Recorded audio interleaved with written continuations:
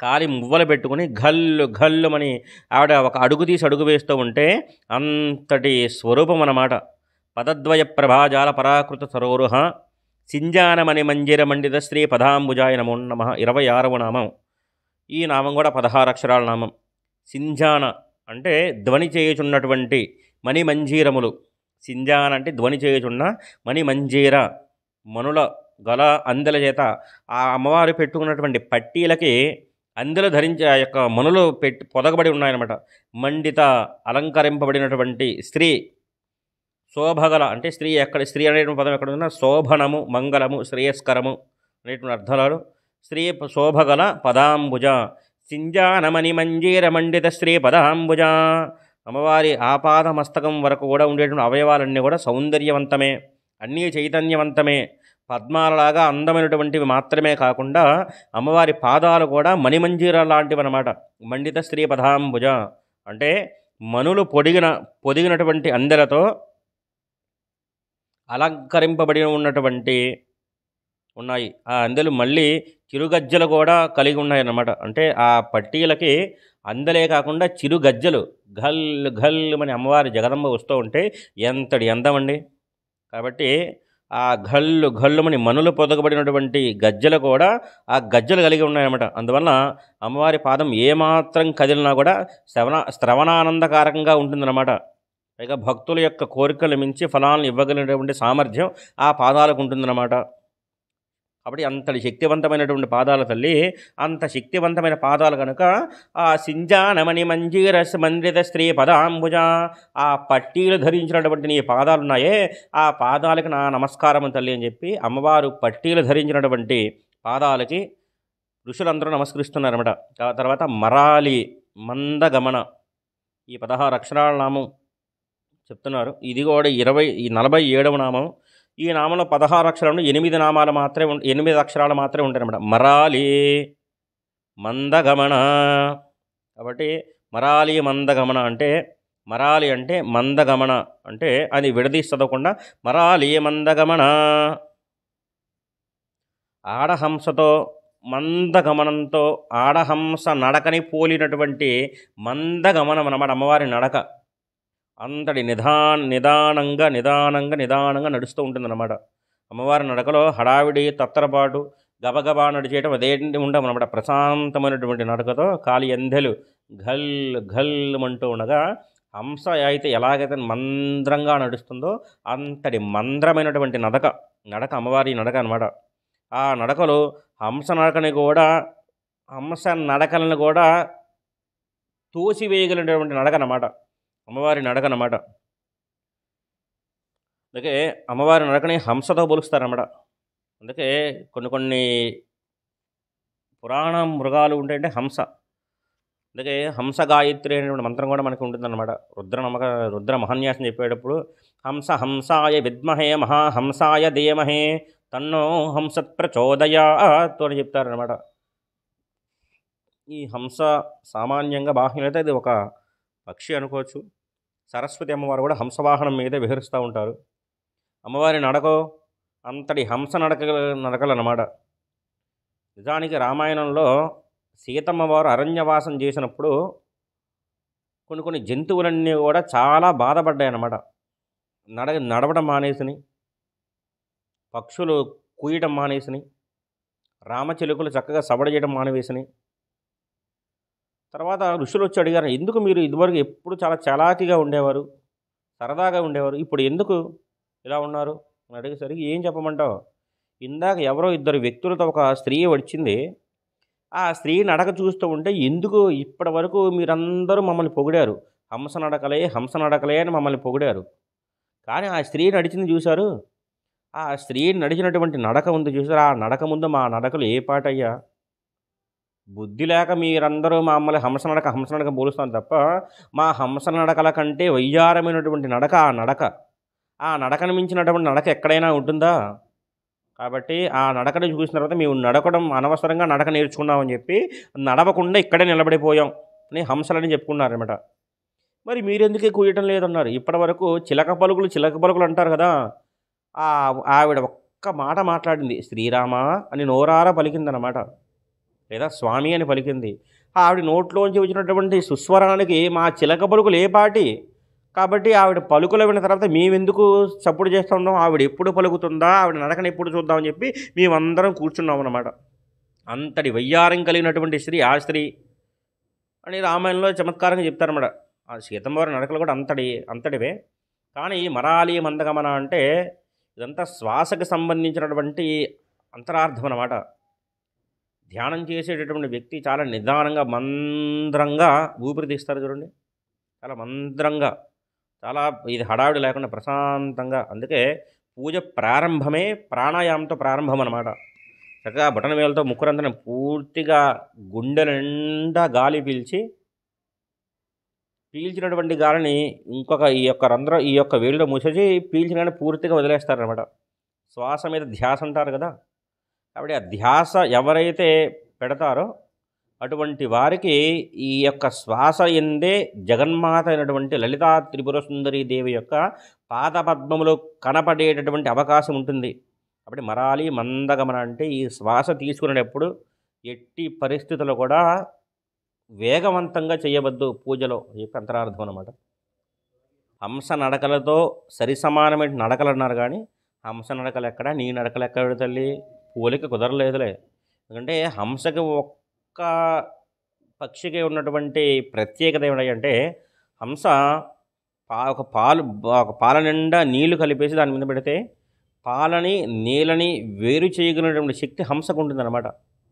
మరి అమ్మవారి పాదాలు కూడా అదే లక్షణాన్ని కలిగి ఉంటాయి. ఎందుకంటే ఒక ఉదాహరణ, ఒక ఏ పదార్థంతో అయినా వేసిన ఋషులు సామాన్యంగా వేరండి. మొన్నటి రోజున మనం విన్నాం. కాబట్టి తాబేడు యొక్క పైభాగంలాగా ఉంటుందని చెప్పారు. తాబేడు పైభాగం ఎందుకు దానికి అంతరార్థం చెప్పుకున్నాం. అలాగే హంసతో వేశారండి ఒక పోలిక. అమ్మవారి నడకలు ఎటువంటివంటే, అమ్మవారి పాదములు ఎటువంటివయ్యా అంటే సమాజంలో ఉన్నటువంటి చెడుని దూరం చేసి మంచిని మాత్రమే స్వీకరించేటటువంటి లక్షణం ఉన్నటువంటి పాదములు ఆ పాదములు అన్నమాట. అందుకని అమ్మవారి పాద పద్మములు ఎవరైతే దర్శనం చేస్తారో, అమ్మవారి పాదాలు ఎవరైతే ఆశ్రయిస్తారో, అమ్మవారి పాదాలు ఎవరైతే పట్టుకుని అమ్మని శరణ వేడుతారో, అమ్మవారి చరణములే శరణమని ఎవరైతే అనుకుంటారో వాళ్ళు ఈ సమాజంలో ఉన్నా సరే వాళ్ళ మీద చెడు ప్రభావం పడకుండా మంచి వైపు మాత్రమే అడుగులు వేయించి వాడి సమాజంలో ఉద్ధరణ స్థితికి తీసుకొచ్చేటటువంటి పాదములు ఆ పాదములు అనమాట. అందుకే ఆ పాదములకి మనస్ఫూర్తిగా నమస్కారం చేసుకోవాలన్నమాట. అమ్మ నీ పాదాలు పట్టుకున్న తల్లి, సమాజంలో ఉన్నాం కానీ మా మీద ఈ చెడు ప్రభావం పడకుండా మంచి వైపు మాత్రమే అడుగులు వేసేటట్టు మా బుద్ధిని, మా మనస్సుని మార్చు తల్లి అని చెప్తారన్నమాట. అందుకే మరాలి మందగమన, ఎంత మందగమనం ఉంది ఆవిడ. సౌకుమార్యానికి సౌకుమారి అన్నమాట, సుకుమారానికి సుకుమార మా తల్లి. మహాలావణ్య సేవది, తర్వాత నామ మహాలావణ్య సేవతి. మహాలావణ్య సేవతి అంటే గులాబీ పువ్వును మనం చూడండి, గులాబీని పువ్వును పట్టుకుంటేనే లావణ్యంగా ఉంటుంది అనమాట. గట్టిగా ఇలా రెండు వేలు పట్టుకుని రేఖను పట్టుకుంటే మన వేలి ముద్ర ఆ గులాబీ రేఖల మీద పడతాయి. అంతటి లావణ్యం అన్నమాట. మరి అమ్మవారు అంతటి కోమలత్వం అన్నమాట, అంతటి కోమలత్వము లాలిత్యం అన్నమాట. అమ్మవారు గులాబీ పువ్వు రేఖ అంతటిది కూడా అంత స్వచ్ఛంగా అంతటి మృదువుగా ఉండేటువంటి రేఖ కూడా అమ్మవారి పాదాలు కానీ అమ్మవారి ముఖాన్ని కనుక చూసినట్టయితే అమ్మో ఇంతటి కోమలత్వమైనటువంటి కోమలత్వ స్వరూపమా, నా రేకులు కనుక ఆవిడ పాదాల మీద పడితే ఆవిడ పాదాలకి ఏమైనా గాయం అవుతుందేమో అనేటువంటి లక్షణం కలిగినటువంటిది అన్నమాట మహాలావణ్య సేవతి. కాబట్టి అమ్మవారి పద్మలు కూడా మహాలావణ్య సేవతి. ఈ 48వ నామం కూడా మహాలావణ్య సేవతి. కాబట్టి అతిశించినటువంటి అందమునకు సేవతి, గని లాంటిది అన్నమాట మహాలావణ్య సేవతి. కాబట్టి అంతటి శక్తి స్వరూపమమ్మ, అంతటి లావణ్య స్వరూపమ్మ నువ్వు. నీ పాదాలకు కానీ నీ యొక్క కిరీటానికి కానీ నఖశిఖ పర్యంతము కూడా ఎటువంటి ఏ అవయవానికైనా సరే వర్ణన అనేటటువంటిది కానీ సాధ్యం అయ్యేటటువంటి ఒక వస్తువుతో ఉదాహరణ చెప్పడం సాధ్యపడదమ్మా. అది మహాలావణ్య సేవతి. కాబట్టి అంతటి మహాలావణ్య సేవతి అమ్మవారి చైతన్య స్వరూపమే, అమ్మవారి చైతన్యమే అమ్మవారి రూపం. అమ్మవారి రూపమే మహాచైతన్యం, మహాప్రకాశం అంటారు, మహాచైతన్యం అంటారు, మహాలావణ్య సేవతి అంటారు. అంతటి జగన్మాత అన్నమాట. ఆఖరికి దేహార్థ భాగాలు మొత్తం చూశారన్నమాట. కిరీటం దగ్గర నుంచి కాలి గోళ్ళ వరకు చూశారన్నమాట. సర్వారుణ అనవద్యాంగి. అప్పుడు మహాలావణ్య సేవతి అంత ఎర్రటి ఎరుపే అనమాట. ఎర్రటి ఎరుపు. ఎంతటి ఎరుపో మొత్తం ఎరుపుదనమే అనమాట. నిదానంగా చూడండి, సర్వారుణ ఎరుపుదనం ఎరుపుదనం ఎరుపుదనం, ప్రతి పదంలో కూడా ఎరుపుదనం అనమాట. అమ్మవారి కిరీటమా చక్కగా మణులు, ఎర్రటి మణులు పూదకబడినటువంటి రత్నాలతో పడినటువంటి మణులు. అమ్మవారి కుంకుమ ఎర్రటి ఎరుపు, ఈ కపోలములు ఎర్రటి ఎరుపు అన్నమాట. ఈ పెదవులు ఎర్రటి ఎరుపు, అమ్మవారు ధరించినటువంటి వస్త్రములు ఎర్రటి ఎరుపు, మెడలో ధరించినటువంటి యొక్క మాలలు ఎర్రటి ఎరుపు అన్నమాట.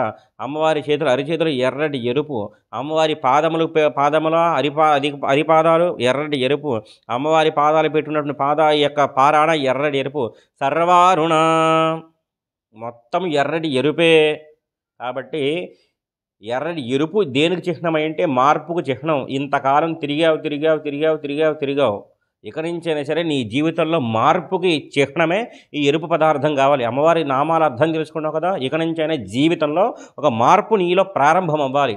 కాబట్టి అందుకే సర్వారుణ అంతటి ఎరుపు తత్వం కలిగినటువంటివి అనమాట. అందుకే చూసారా కొన్ని పార్టీలకు సంబంధించినటువంటి చిహ్నాలు కూడా ఎర్రటి ఎరుపుతో ఉంటాయి. మరి ఎర్ర జెండా ఎందుకు పట్టుకుంటారంటే అందులో కూడా అమ్మవారే కనిపిస్తున్నమాట మనకి. ఎరుపు దేనికంటే మార్పు చిహ్నం అనమాట.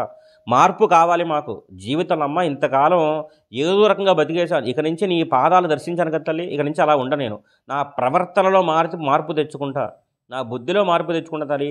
సర్వారుణ అనవద్యాంగి తర్వాత నామం అనమాట. అనవద్యాంగి అంటే ఎటువంటి అవయవములను కూడా ఒక్క వంక పెట్టడానికి, ఈ అవయవం ఇలాగంటే ఇలా ఉంటే బాగుండేదేమో అని ఒక ఒక్క పెట్టడానికి కూడా సాధ్యపడేటటువంటి అవయవం లేనటువంటి తల్లి అనమాట ఆ తల్లి.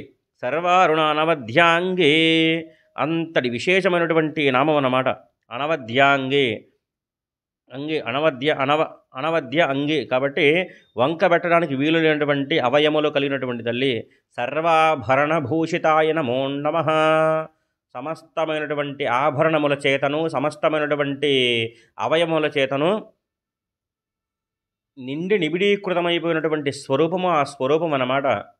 సాముద్రిక శాస్త్ర ప్రకారం ఏ అవయవానికి ఏ ఆభరణం ధరించి ఉండాలో అటువంటి ఆభరణములన్నీ కూడా ధరించినటువంటి తల్లికి నీకు నమస్కారం అన్నమాట.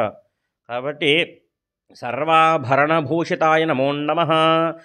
నకసిక పర్యంతము కూడా కిరీటం మొదలు కాలి అందెలకి పెట్టుకునేటువంటి అందెల దగ్గర నుంచి కాలి మెట్టెల వరకు కూడా సర్వారుణ నవద్యాంగి సర్వాభరణభూషితాయ నమో నమః అనేటువంటి నామం అనమాట. 51వ నామం సర్వాభరణభూషితాయ నమో నమః. ఇవన్నీ ఎవరికి? ఈ అవయవాలు, ఈ ఆభరణాలన్నీ కూడా భక్తుల గురించి కాదు, శివకామేశ్వరాంకస్త మహాకామేశ్వరుడికి మాత్రమే చెందినటువంటి అవయవ స్వరూపము. బాహ్యంలో మనం బిడ్డలమైనంత మాత్రం చేత బిడ్డలకి సమస్తమైనటువంటి ఆశీర్వాదాన్ని, ఐశ్వర్యాన్ని, ఆపద నుంచి రక్షించే గుణాన్ని, అభయాన్ని, వరదాన్ని ప్రసాదించే స్వరూపం ఆ స్వరూపం అన్నమాట. కాబట్టి అంతటి స్వరూపం అన్నమాట. ఇవాళతో లావణ్యలహరి పూర్తవుతుందండి. లావణ్యలహరి ఎప్పుడుతో పూర్తి చేసుకున్నాం కాబట్టి శివకామేశ్వరాంకస్త, పరమేశ్వరుడు యొక్క కామేశ్వరుడు యొక్క అర్ధభాగంలో ఉద్భవించినటువంటి తల్లి అన్నమాట శివకామేశ్వరాంకస్త. కాబట్టి మొట్టమొదటి స్వరూపం నుంచి కూడా అమ్మవారి పాదపద్మముల వరకు కూడా మనకి అమ్మవారు చెప్పారు. శ్రీమాత శ్రీ మహారాజ్ఞి శ్రీమత్ సింహాసనేశ్వరి చిదగ్నికుండ సంభూత దైవ కార్య సముద్యత ఉజ్జద్భాను సహస్రాభ చతుర్బాహు సమన్విత చతుర్బాహు సమన్విత రాగస్వరూప పాశాధ్య క్రోధాకారాంకుశోజ్వల మనోరూపేక్ష కోదండ పంచతన్మాత్ర సాయక నిజారుణ ప్రభాపూర మజ్జద్ బ్రహ్మాండమండల చంపక అశోక పున్నాగ సౌగంధిక లసత్కచ కురువింద మణిశ్రేణి కనత్కోటీరమండిత అనేటువంటి నామాల దగ్గర నుంచి కూడా, కిరీటం దగ్గర నుంచి మొదలై కాలేంద్ర వరకు కూడా అమ్మవారు సర్వాభరణ భూషిత, ఏ అవయవం కూడా లేకుండా ఉండేటువంటి లక్షణం కలిగినటువంటి తల్లి కాదు.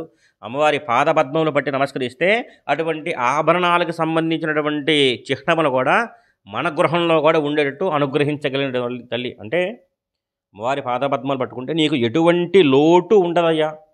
సర్వారుణ అని చెప్పారు కదా, సర్వాభరణ భూషిత అంటే నీ ఇంట్లో కూడా ఎటువంటి లోటు లేకుండా చూడగలిగినటువంటి లక్షణం నా యందు ఉంది. నన్ను చూడు, కాబట్టి నీలో మార్పు తెచ్చుకో, నీ గుణంలో మార్పు తెచ్చుకో, నీ గుణాన్ని మార్చుకుంటే సర్వాభరణ భూషితరాలై నువ్వు విరాజిల్లెదవుగాక అని చెప్పి చెప్తారన్నమాట. ఇవాళ లావణ్యలహరి పూర్తయింది. తర్వాత నుంచి అమ్మవారి వైభవలహరి చెప్తారన్నమాట. అమ్మవారు ఎక్కడ ఉంటారు, అమ్మవారికి భండాసురుడికి జరిగినటువంటి యుద్ధం ఏమిటి, యుద్ధంలో ఎవరెవరు జయించారు, ఎవరితో యుద్ధం చేశారు, ఆ బాలా త్రిపుర సుందరి యొక్క వైభవం, వారాహిదేవి యొక్క వైభవం, శ్యామలాదేవి యొక్క వైభవం అనేటువంటివి కూడా తర్వాటి ఎపిసోడ్లో మనం తెలుసుకుందాం. వాళ్ళతో అమ్మవారి పాదపద్మాలు పట్టుకుని సర్వం శ్రీ జగన్మాత పాద చరణాత్మనమస్తు. శ్రీ గురుభ్యో నమో నమః.